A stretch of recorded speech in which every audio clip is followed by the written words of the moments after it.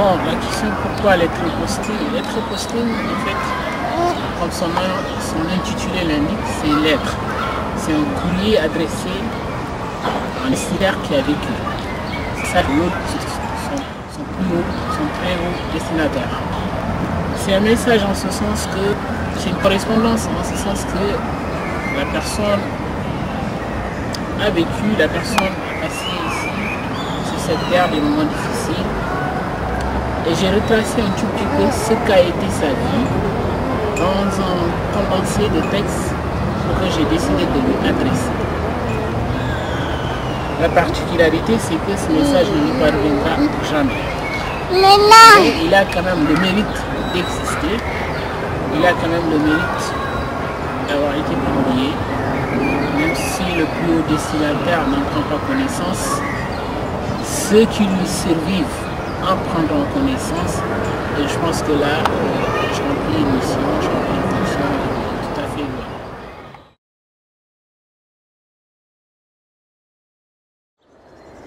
J'adresse cette lettre posthume à une personne, à un destinataire qui a vécu, c'est-à-dire qui est plus de ce monde. Et pourquoi cette lettre?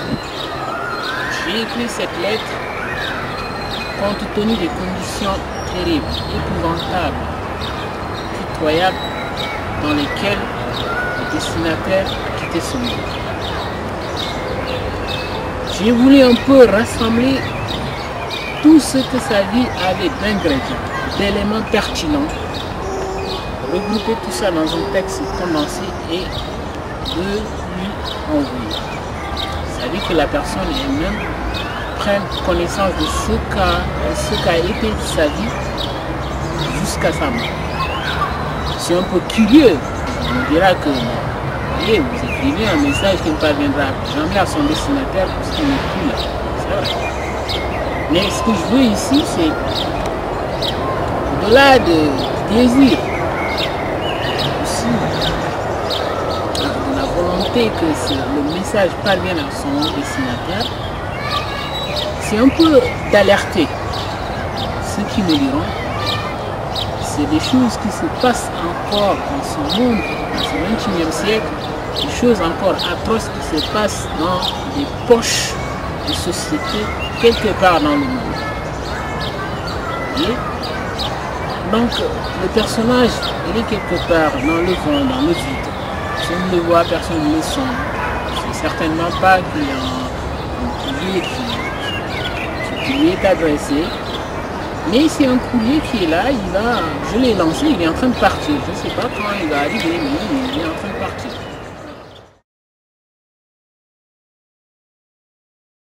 Cette lettre, je l'adresse à un personnage qui s'appelle dans le livre Fanny. Donc Fanny, comme je l'ai dit tantôt, c'est un personnage qui n'existe pas. Et je laisse souvent le soin au lecteur de découvrir qui est en vérité Fanny. On pose toujours la question de savoir qui est-elle, qui est ce personnage, qui est Fanny, mais je ne réponds pas à la question, peut-être que le moment viendra où j'apporterai des clarifications sur cette question. Mais pour l'instant, je laisse le soin au lecteur de découvrir en profondeur qui est Fanny. Et c'est ce qui fait la beauté de la lecture, c'est le suspense continu. Et l'acharnement du lecteur à aller en profondeur à la découverte du suspense. Donc là, il y a un profond suspense qui est une compétition. On y va, le premier à découvrir qui est Fanny. L'un d'eux qui se trouve par ailleurs être l'un de mes meilleurs amis, me dit-il. Sans doute n'as-tu pas encore oublié les paroles du poète pour qui les morts ne sont jamais morts. Ils sont dans l'eau qui dort, ils sont dans le buisson en sanglots. C'est pour te rappeler que tu es un grand garçon et que tu dois te dire que tôt ou tard cela devrait arriver. C'est la volonté du maître qui est accomplie. Ensemble nous n'avons qu'à prier pour un doux repos de son âme.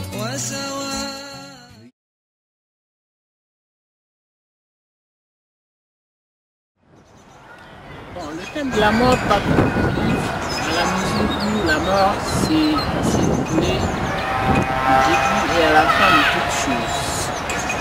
Lorsqu'on naît, tout de suite l'horloge se met en marche. L'horloge qui nous rappelle que notre destinée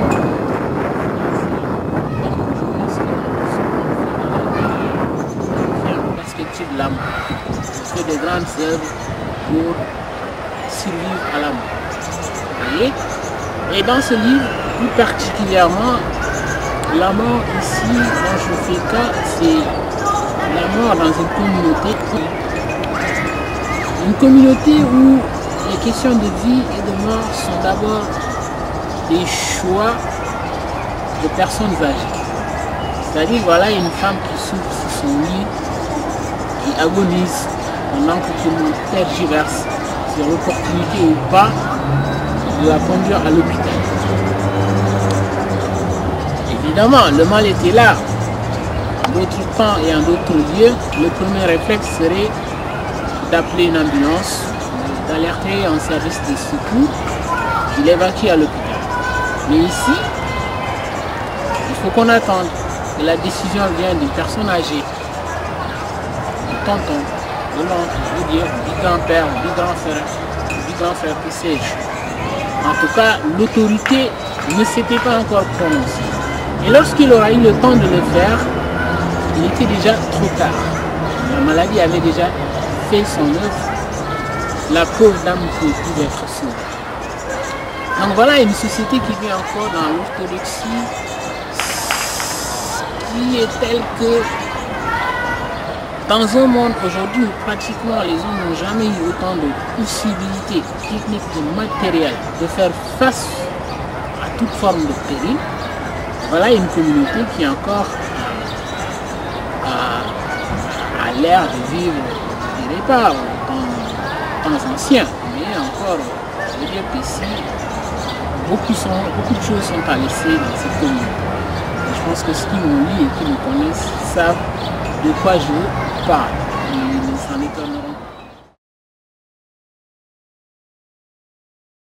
Le personnage de Jessica dans un des chapitres du bouquin, à travers le personnage de Jessica, je vais mettre en perspective un projet qui est si cher à l'illustre poète président sénégalais Léopold Sédar Senghor, le thème de la civilisation universelle, le métissage, la rencontre avec l'autre. Donc Jessica c'est l'autre, moi aussi l'auteur c'est l'autre. Donc ici la rencontre entre ces deux autres devait déboucher sur la production d'un monde neuf. Dans le livre j'ai dit entre Jessica et le narrateur devait naître un homme dépourvu de visage sans S, mais riche en visage, écrit en lettres capitales et avec un S à la fin. Donc un homme neuf qui va symboliser la rencontre qui sera un tout petit peu, si vous voulez, le condensé de ce que l'humanité a de plus diversifié, de différences qui se ressemblent. Vous voyez, un blanc, une blanche, avec un noir, un noir, une noire, qui débouche sur la production d'un être métis, qui végète entre deux civilisations. Donc c'est un projet qui finalement, malheureusement, n'aura pas de suite, parce que tout simplement la raison officielle, la force officielle du pays où débat le narrateur, a eu raison de la raison humaine, de la raison sociale, de l'instinct. Voilà quelqu'un qui débarque dans ce pays, que j'ai appelé Saint-Gabriel. Tout de suite, il tombe sur une autre personne. Et puis, il naît entre eux une symbiose. Mais malheureusement, cette symbiose n'ira pas jusqu'au bout parce que les lois de la République sont telles que quand je vis dans ce pays de façon irrégulière, quelles que soient les motivations qui te retiennent, tu n'es pas le bienvenu. Voilà, donc le projet va échouer et je l'ai fait à dessein. Et aussi, moi, être un peu en perspective de travers de ce pays que j'ai découvert et que tout n'est pas rose dans ce pays, ce n'est pas l'Eldorado, ce n'est pas le paradis doré. Jessica, si vous voulez, c'est un personnage imaginé. Imaginaire. Et pourquoi je l'ai choisi, c'est que être en perspective, penser en évoque dans la littérature le métissage, la civilisation universelle, la rencontre avec l'autre qui est différent de nous-mêmes, mais en même temps qu'on voudrait qu'il nous ressemble. Donc, Jessica, c'est une blanche, c'est une française. Je ne l'ai jamais connue d'ailleurs. Et le projet à travers son personnage, c'est de fonder l'homme. Il y a un passage dans lui, dans lequel je dis, avec Jessica, j'en ai créé l'homme dépourvu de visage sans S, mais riche en visage écrit en lettres majuscules avec un S à la fin. Donc la rencontre de moi que je suis avec la blanche qui est Jessica devra déboucher sur la production de l'homme nouveau, l'enfant métis, qui est un peu le condensé d'un peu de l'un et d'un peu de l'autre. Vous voyez? Donc de mon monde et de son monde. Le monde nouveau qui sera naturellement plus riche que le monde. Malheureusement, ce projet de production de monde nouveau, de création de monde universel, va échouer parce que l'auteur, le narrateur, je dirais, débarque dans un pays où la raison officielle a plus de sens que la raison humaine. Alors, la raison officielle, c'est quoi? Les lois de la République qui n'admettent pas qu'un étranger débarque dans son pays en situation irrégulière qui vivent, même si, par ailleurs, cet étranger qui débarque est parfaitement en symbiose avec le mode de vie, avec la société, avec le peuple. Voilà, donc c'est aussi entre le discours officiel et le discours humain, le discours social. Jessica demande, exprime une demande qui est celle d'absorber le noir. Le noir approuve son appel, sa demande, mais malheureusement, il va y avoir une interposition.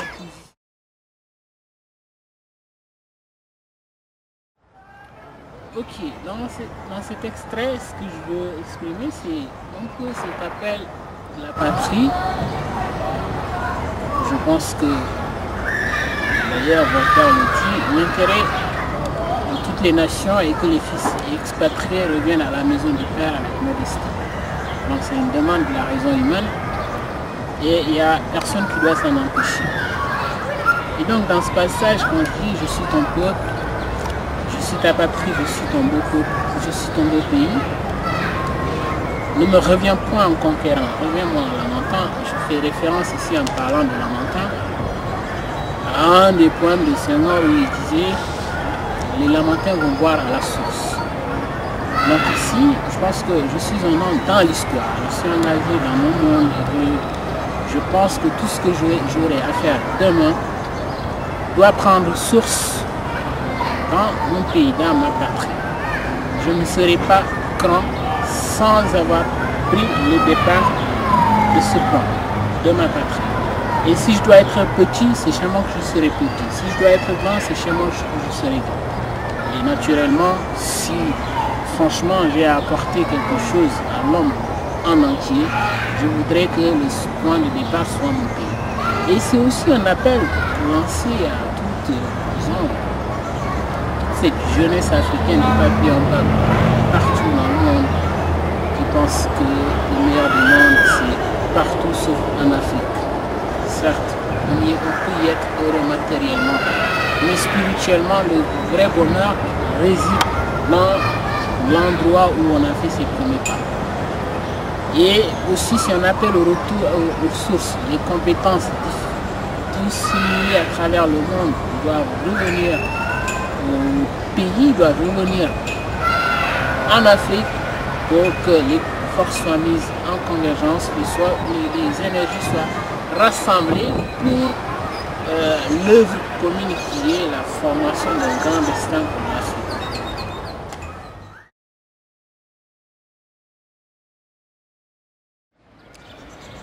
Pourquoi le style poétique dans ce livre, Lettres posthumes?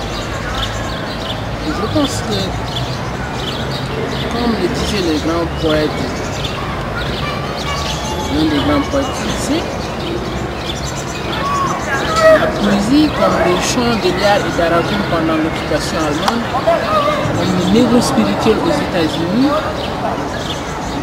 et la seule expression possible, la seule issue possible à l'expression d'un malaise viscéral. Donc ici, j'ai fait usage de la poésie pour exprimer un mal viscéral. Un mal qui est nous-mêmes, un mal qui est en chacun de nous. C'est la vie. Donc mes mots sont point parce que je décris la douleur, je décris la haine, je décris le mépris, je décris l'abandon. Donc il y a un long spleen dans mon écrit. Et je ne pense pas qu'on puisse décrire tout ce monde sombre, tout cet univers sombre, avec des mots qui sentent le sourire. Non. La poésie est la seule manière, le seul procédé qui permet non seulement d'exprimer la joie, mais aussi d'exprimer la douleur avec une intensité aussi profonde. Au départ, L'être posthume était un recueil de poèmes. C'est après, quand j'ai saisi votre maison d'édition pour l'éditer, on m'a fait comprendre que la poésie n'est plus vraiment à la mode. Donc, les maisons rechignent à éditer des œuvres, des recueils de poèmes. Et c'est là que j'ai retouché le texte en profondeur. Et j'en ai fait un texte cohérent, qui est soudé, la prose, on va dire, mais en conservant la trame poétique, en conservant le fond très touchant. C'est pour moi un procédé d'expression, de recherche profonde en soi, de l'âme, l'expression la plus parfaite de l'âme humaine. Voilà. Ce procédé-là. Un autre pose sa main sur mon épaule et me rassure en ces termes. Elle sera plus que jamais plus présente en nous. Nous devons l'aimer dans son absence, qu'Allah l'accueille en son sein. Tous répondent en cœur. Amin, Amin, Amin. À tous, j'ai aussi répondu, les larmes aux yeux. Oui, mes chers, vous avez parfaitement raison. Mais est-il besoin de vous le dire? Ce n'est point la mort en tant qu'elle est anti-vie et vie même qui me fait languir de douleur. Non, non, non! Ce n'est pas cela. C'est plutôt la conscience. S'il vous plaît, qu'un néant interminable s'interposera à jamais entre deux vies qui ont toujours été une. C'est l'angoisse éternelle de se dire que désormais, un fleuve opaque séparera une femme sans qui le garçon ne serait pas un garçon, qui a toujours été vie et raison de vivre de cette femme. C'est encore l'idée déprimante que cet amour, jadis assaisonné de facéties diverses, devra dorénavant se muer en une honte téléaffection lointaine que rapporteront sporadiquement des vents du souvenir et de la mémoire. C'est également l'imposant spectacle psychologique de voir que ce corps laiteux, ses mains longtemps convoyeuses de tendresse berceuse, ces mains qui ont essuyé à répétition et sans regret les chaudes larmes de mon enfance, que cette bouche juste, friande de raison et de vérité qui a dicté les mots de ma formation, que cet esprit fin qui a depuis toujours été la centrale lumineuse d'où jaillissait la clarté de mes chemins, que ce cœur gigantesque et monumental